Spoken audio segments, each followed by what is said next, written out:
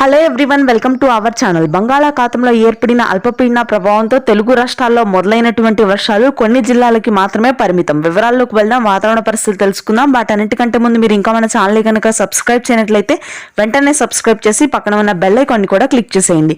December 22వ తారీఖు వరకు కూడా అల్పపీడన ప్రభావం పలు జిల్లాల్లో ఉండనుంది.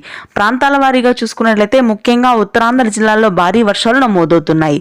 శ్రీకాకుళం, విజయనగరం, విశాఖపట్నం ప్రాంతాల్లో మోస్తరు నుంచి భారీ వర్షాలు ఉంటాయి ఈ రోజు రాత్రికి.